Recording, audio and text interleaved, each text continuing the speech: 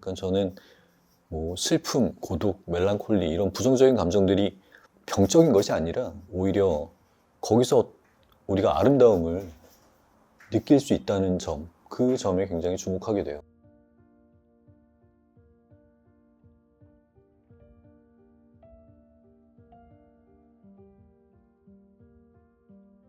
첫 번째 전시였고 2008년 겨울이었죠. 2008년 겨울에 한옥에서 맞아. 전시를 했었어요. 네, 사실 저한테 먼저 눈이 끌렸던 거는 그 미미 비디오 작업이었거든요. 그 당시에 영화 작업과 필름 작업과 페인팅 작업과 별개라고 생각하셨어요? 아니면 다 일맥상통하는 어떤 하나의 주제라고 생각을 하셨던 건가요? 일단은 하나의 주제를 영상과 회화를 통해서 동시에 보여주는 방식이었어요.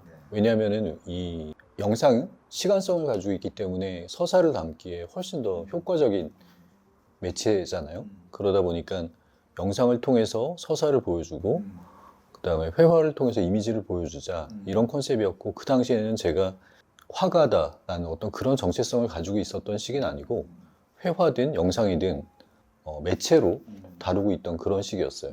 화가와 현대미술가는 좀 달라요. 현대미술가가 이제 매체를 자유롭게 선택하면서 자신의 주제를 탐구하는 사람이라면, 화가는 이 매체를 탐구하는 전문가라고 생각을 해요. 지금 제가 하는 이제 작업의 방식은 철저하게 어떤 화가인 것이고, 이 화가의 작업 방식은 사실 아주 옛날에 뭐 르네상스 시대나 지금이나 이렇게 크게 달라지지 않았다는 생각이 들어요. 음악 좋아하시니까 굳이 음악으로 비교하자면은 뮤지션 또는 아티스트라고 불리는 사람이 있고 보컬리스트라고 불리는 사람이 있는데, 화가는 조금 더 보컬리스트에 가깝잖아요. 그죠? 맞아요. 더군다나 이제 그림 그리기라는 방식 자체가 굉장히 비효율적인 것이에요.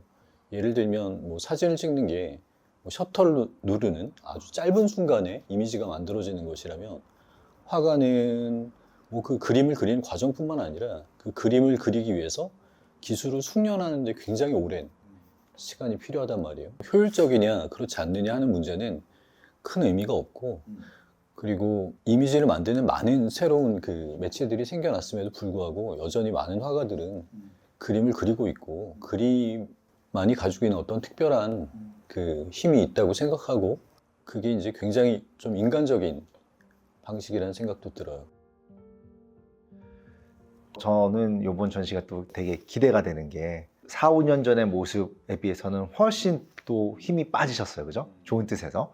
어떤 디테일에 집착을 한다기보다는 좀 더 그 뉘앙스를 잡으려고 하시는 것 같고, 어떤 사람을 묘사한다기보다는 삶을 드러내려고 하는 것 같은 모습이 이번 전시에는 뚜렷하게 보이는 것 같은데, 그렇게 된 계기에 대해서도 좀 설명을 해주시면 좋을 것 같습니다. 제가 그동안 영상을 통해서 그리고 또 이 그림으로 표현하려고 했던 주제는 크게 보면 한 두 가지 정도 있어요. 하나는 젊음이에요. 이 젊음이 가지고 있는 아름다움은 그 유효 기간이 굉장히 짧고, 이제 그렇기 때문에 더 아름다운 것이라는 생각이 들고, 그리고 또 한 가지는 이제 멜랑콜리예요. 제 그림에 보면 이제 좀 이렇게 아주 우수에 찬 그런 표정의 이제 주인공들이 등장을 하는데, 초기부터 이제 이런 주제들을 계속 탐구해 오고 있었지만, 그 주제든 형식이든 뭐든지 이제 너무 직접적으로 드러나도록 하고 싶지는 않았고, 또 그런 것들이 좀 자연스럽게 드러나도록 하는 그런 방식에 초점을 맞췄는데, 이번 전시의 제목이 토성이 온다라는 제목인데, 제가 이번 전시에서 다루고 있는 멜랑콜리라는 주제가 그 유럽에서는 꽤 전통이 있는 주제예요. 거슬러서 올라가면은 알브레이트 뒤러의 판화 멜랑콜리아에서부터 시작할 수 있을 것 같은데, 뭐 그 이후에도 뭐 뭉크라든지 여러 작가들이 멜랑콜리를 다루고 있거든요. 뭐 독일 낭만주의, 뭐 여기서도 멜랑콜리가 굉장히 많이 등장을 하기도 하고요.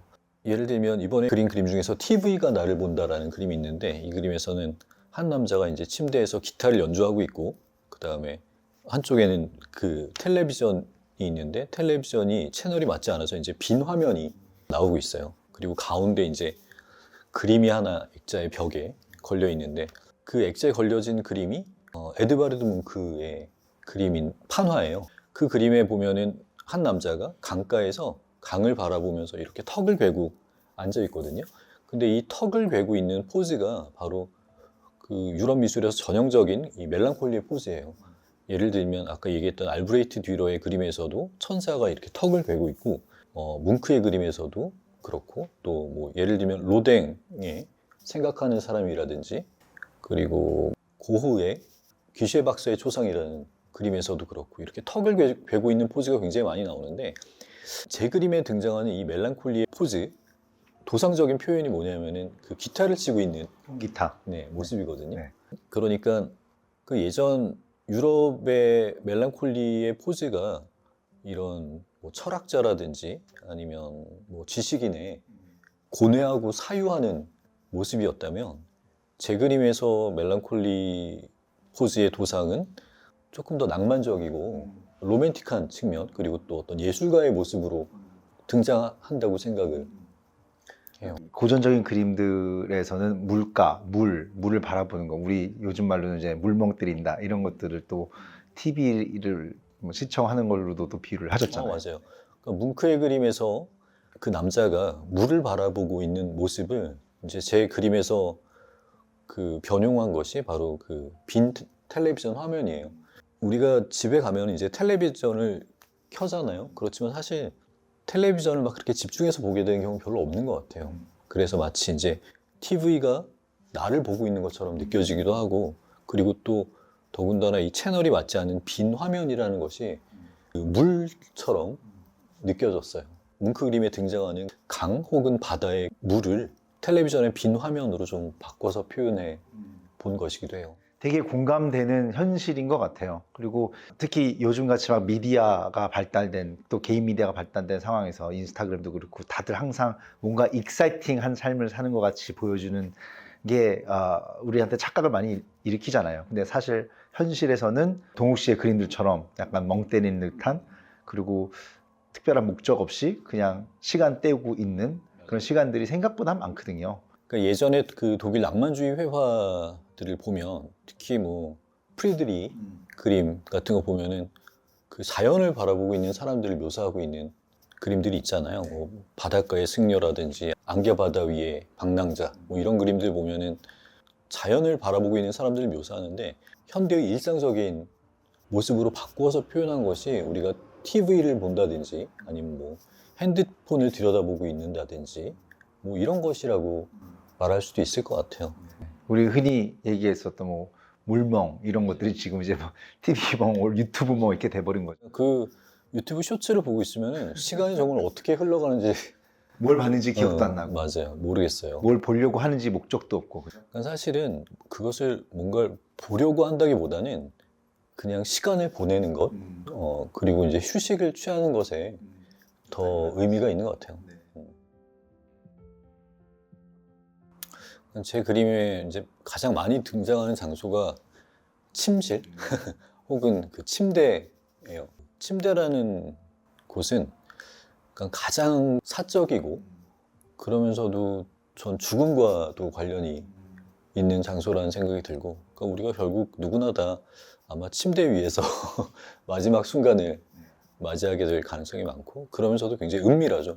또 침대 위에서 우리가 뭐 또 쉬기도 하고 또 거기서 사랑하기도 하고 그러는 곳이니까, 그런 사적인 곳, 그리고 그런 곳에서 이제 좀 이렇게 무방비로 혼자 있는 사람들의 모습 같은 것들을 즐겨 다루고 있고, 제 그림에 등장하는 가장 이제 적극적인 행위가 이제 기타를 연주하거나 아니면 뭐 피리를 불거나 이제 이런 것인데, 이 기타를 연주하는 장면도 그러니까 사실 여러 가지 악기가 있지만 뭐 피아노라든지 바이올린이라든지 아니면 뭐 굉장히 여러 가지가 있을 수 있지만, 그래서 통기타 같은 경우에는 아마추어들이 굉장히 쉽게 그 취미 활동으로 선택할 수 있는, 누구에게 보이기 위한 게 아니라, 그렇죠, 자기 자신의 시간을 채우는 것인데, 제 그림에는 항상 이렇게 좀 고독한 사람들이 등장을 하잖아요. 이 고독이라는 것도 멜랑콜리의 어떤 하나의 모습이죠.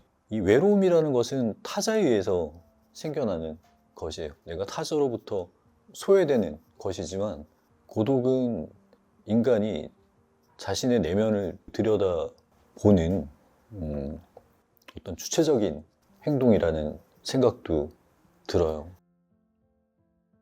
지난번 우리 대화에서 결핍이 축복인지도 모르겠다는 말씀도 하셨던 것 같은데. 맞아요. 이 고독, 뭐 멜랑콜리 이런 어떤 부정적인 우리가 처리하지 못하는 부정적인 이런 감정들보다도 더 위험한 것이 어떤 허무주의라고 생각하는데 이 허무주의는 내가 무언가 결핍된 상황에서 생겨나는 것이 아니라 모든 것이 꽉 차 있고 충만할 때 생겨난다고 생각을 해요.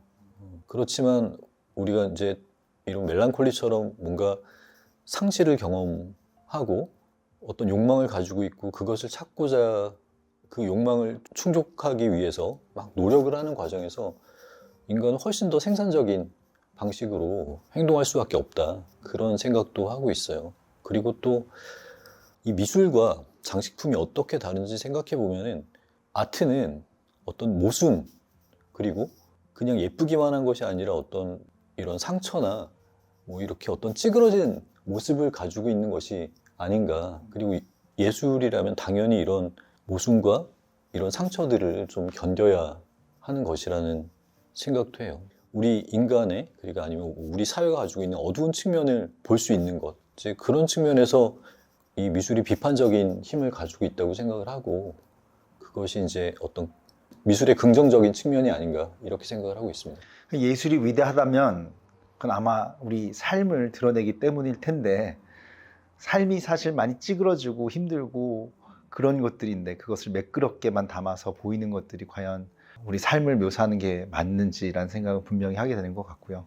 그러니까 예전에 비하면 우리가 그 아름다움의 기준이 굉장히 넓어졌다는 생각이 들기도 하고 슬픔이라든지 그런 정서가 가지고 있는 아름다움이 분명히 있어요. 음악도 항상 이 슬픈 음악이 더 아름답게 느껴지고 우리가 막 슬픈 드라마를 보고 나서 이 감정이 확 해소가 되는 것 같은 느낌이 들기도 하잖아요. 그러니까 저는 뭐 슬픔, 고독, 멜랑콜리 이런 부정적인 감정들이 병적인 것이 아니라 오히려 거기서 우리가 아름다움을 느낄 수 있다는 점, 그 점에 굉장히 주목하게 돼요.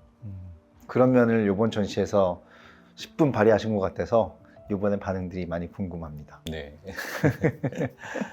배고픈데 밥 먹으러 갈까요? 네, 좋아요. 고맙습니다. 네. 수고하셨습니다.